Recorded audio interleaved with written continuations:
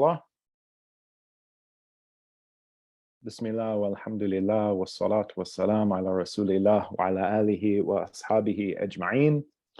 So our Shaykh Abu Uthman al-Anjari Hafidhahullah, he's excused himself for this week, and he hopes to join us next week, inshallah. So in this brief time that we have together, I want to share something.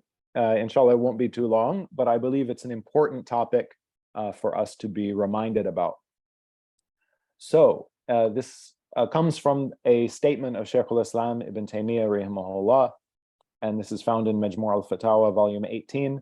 And I will mention it, I will read through it, and I will mention some points of explanation for what he's saying, inshallah, so that we can try and get maximum benefit from this wisdom. So Shaykh al-Islam rahimahullah, he made this statement and gave this explanation while he was refuting some of the A'imma of Ahlul Kalam. Some of the A'imma of Ahlul Kalam, the Imams of Theoretical Rhetoric, as is commonly translated. So we know from the authentic texts that there are Imams of Huda, Imams of guidance, and there are Imams of Dalala, Imams of misguidance. So somebody that is followed, or they have a following, and this following is in great numbers and they are respected by people, then they are an Imam. They're someone who is followed. Just as Allah mentioned in the Quran, that on Yawm al-Qiyamah, everyone will be called and will follow their Imam. So there are Imams of guidance and Imams of misguidance. So from the Imams of misguidance are these people from Ahl Kalam, the people of theoretical rhetoric. So these are people that the Ahl Kalam, these are from the people of innovation desires, that essentially an easy way to understand it is that they would use their intellect to logically try and explain different matters of the religion, putting their intellect first rather than referring to the authentic, correct understanding of the companions radiyallahu anhum and what the Salaf were upon. So Ibn Taymiyyah, he's refuted Ahl Kalam, the people of Kalam, or the people of rhetoric, the people of theoretical logic, in great deal. He's written numerous books on this topic. And when he spoke, so this refutation is against these Imams of the people of Kalam, when those people of Kalam would speak badly about the later scholars of the people of Hadith. The later scholars of the people of Hadith. So Ahl Hadith, of course, Ahl Hadith were Ahl Sunnah. Ahl Hadith were Ahl Sunnah, the people of Sunnah. And throughout all of history, since after the death of the Prophet ﷺ, there have been Ahl Hadith, there have been people of Sunnah that would study the ahadith and preserve the ahadith, memorize the ahadith, convey the ahadith, and explain the ahadith. So some of the people of Kalam, they would speak badly about some of the scholars of hadith, people of hadith, in the later times. And they would blame them for having little understanding, and that they would not, and accusing them of not understanding the meanings of the hadith. And that these later scholars of hadith, of the people of hadith, they weren't good at differentiating the authentic from the weak, from the ahadith. And these people of kalam, these people of rhetoric, they would hold themselves at a higher level due to the sharpness of their intelligence and the detailed knowledge that they did have. So these Ahl Kalam, these people of Kalam, they had intelligence. They were smart and they used their logic. And they would highlight the weakness that the people of Ahadith had. in the later times.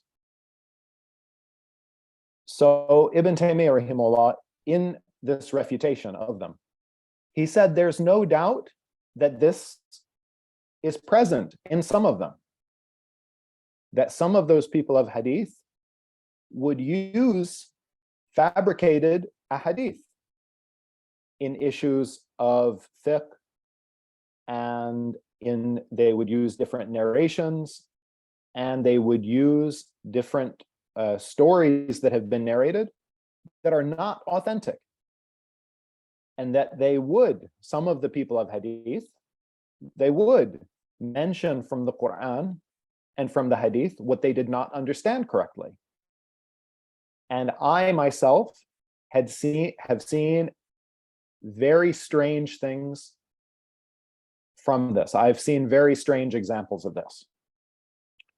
So Ibn Taymiyyah here, he is acknowledging and agreeing, not agreeing with their angle, but agreeing in confirming that, yes, some of the accusations of the people of Islam against the people of the hadith in those later times was accurate. Some of them were using weak hadith or made up hadith, or they would even use verses of the Quran or use hadith as proofs for which they didn't understand.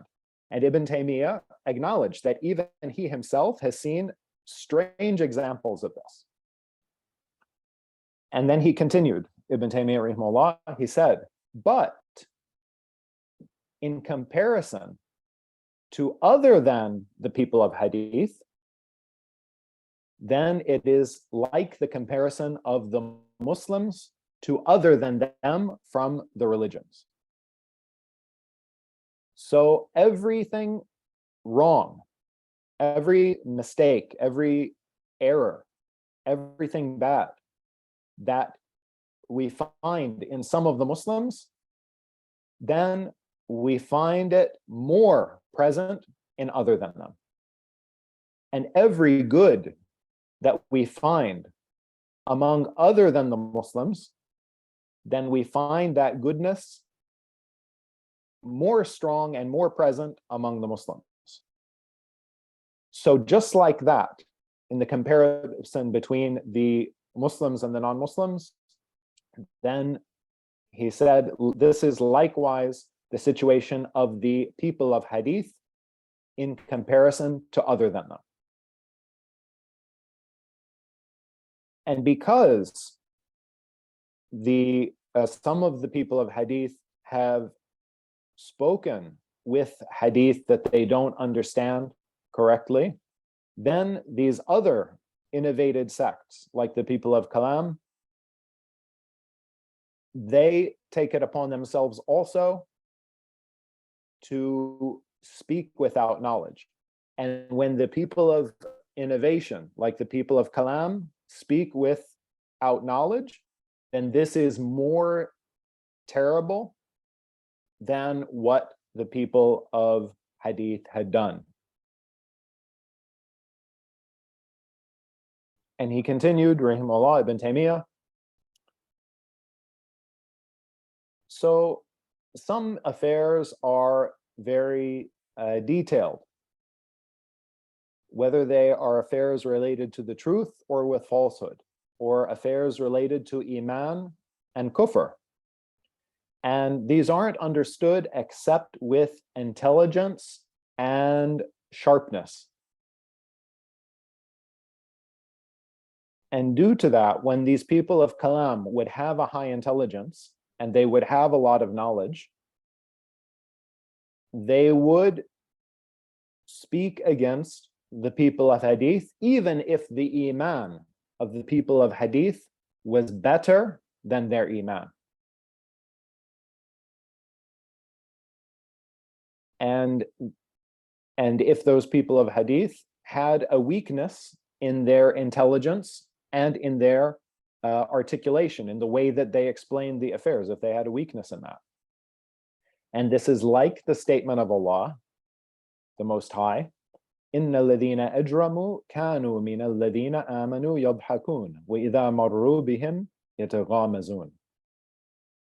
So this is like, Ibn Taymiyyah is saying that this is like, meaning the situation of how the Ahl Kalam was with the people of Hadith is similar to how Allah described the kuffar with the people of the Iman. As Allah said, that which means, indeed, those evildoers would laugh at those who had Iman. And if they passed by them, they would make fun of them. Now, so this is the end of the statement of Ibn Taymiyyah, rahimahullah. And what I wanted to help highlight and emphasize for myself and the brothers is how Ibn Taymiyyah, rahimahullah, or from the benefits, I'll mention some benefits. And from the benefits is Ibn Taymiyyah, rahimahullah, he acknowledged and admitted that from the people of Hadith were those who had weakness. Some of them, they were weak in their distinguishing the authenticity of Hadith, the authentic from the inauthentic. Some of them, they would try and explain the verses of the Quran, and they would try and explain the ahadith, and they would be mistaken in their explanation. They would not convey the meaning correctly. So Ibn Taymiyyah admitted this, and this is from the fairness and how Ibn Taymiyyah was specific in that he didn't just try and defend them blankly, or sorry, like a blanket defense saying, no, this isn't true. If the people of Hadith speak, of course their speech is correct. Of course their authentication of the Hadith is correct. But no, he admitted some of them were weak in this matter. But even though they were weak, they were better than everybody else. Even though they had these weaknesses, they were better than everyone else. So what we also want to recognize is that the people of Hadith, the people of Sunnah, are still bashar, right? We're still mankind. And Allah said in the Quran, وَخُلِقَ الْإِنسَانُ ضَعِيفًا, and mankind has been created weak. So each and every one of us has been created weak. And from our fairness and from our being just is admitting our weaknesses.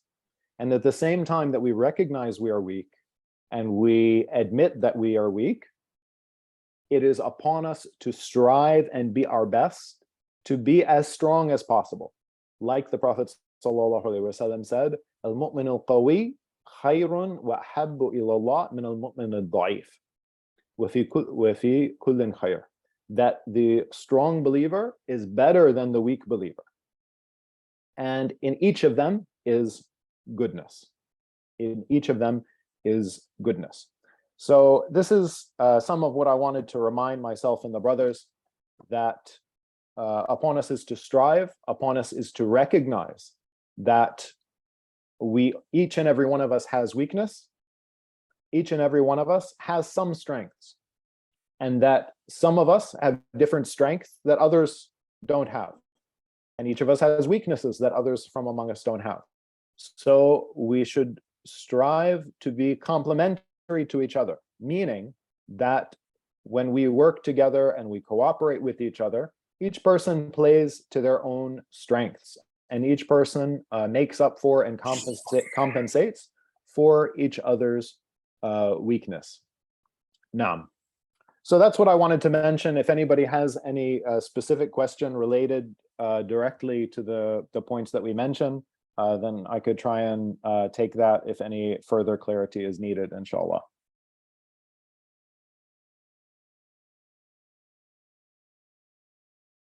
So you could just click the raise hand button if there's anything.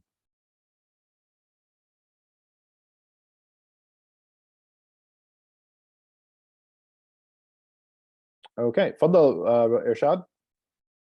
Assalamu alaikum. I was just intrigued of what the whole incident was about, the confrontation between people of rhetoric and Imam Ibn Taymiyyah. what was it about? If you can perhaps just brief us on the whole incident.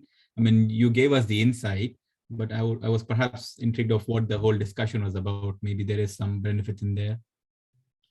I don't know of a specific incident, but the people of innovation and desires had been around since the early generations, and the people of Sunnah had been facing them for hundreds of years already.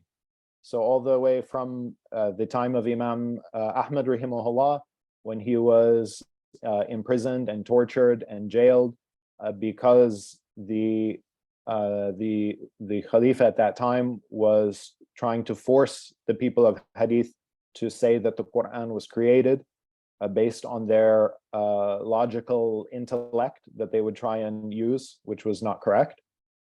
So throughout hundreds of years, this was a constant struggle that the people would, from those innovated sects, would use their intellect to try and explain the ahadith and the texts of the Quran in their own understanding, and the people of Sunnah would always be trying to clarify and refute their errors. So when Ahl Sunnah would make mistakes, when some of them would use weak ahadith, and some of them would make mistakes in their explanation, then the people of Bid'ah would try and jump on that and try and use that against them to try and prove that no, they are right, they are more intelligent. I guess what I was trying to say is, if there is a particular incident of the whole situation that you mentioned, which was highlighted, or was it like generalized? I believe it's general, Allah knows best. But they're always misinterpreting the names of Allah, His attributes, and various matters of the religion, putting their intellect before the texts. Naam. Wayakum. Brother Sajjad, what was your question? Assalamu alaikum wa rahmatullahi wa barakatuh. Assalam wa rahmatullahi wa barakatuh. Inshallah, my sister is having marriage next month. So this, congratulations. I have two questions. Yeah, inshallah. So this question is related to her.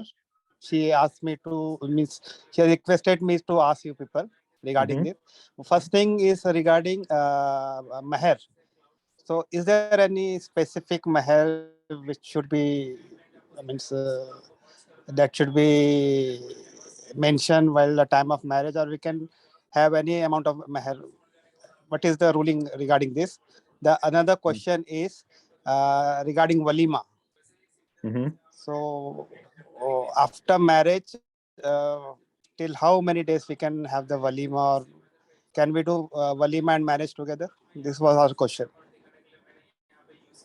Okay, so the first regarding mahar, then I don't know of any proof to say how much the mahar should be. This is something that goes back to your people and your culture.